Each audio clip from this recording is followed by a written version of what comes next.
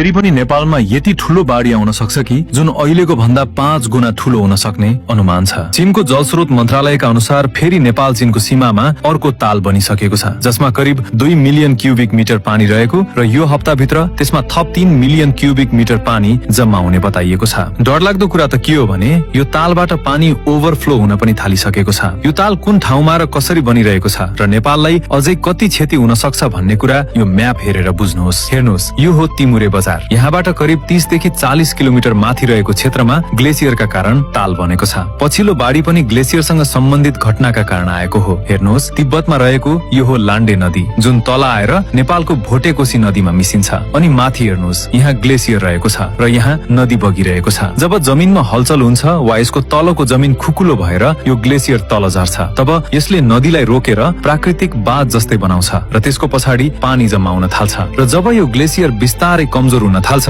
तब यो टुट्न थाल्छ र तालमा जम्मा भएको पानी अचानक तलतिर आउन थाल्छ। नेपालमा आएको बाढीको कारण पनि यही हो। अब यदि फेरि यस्तै घटना भयो भने नेपालमा थप उच्च जोखिम हुन सक्छ। त्यसैले अहिलेदेखि नै सतर्कता अपनाउनुहोस् र यो भिडियो सक्दो धेरै शेयर गर्नुहोस्।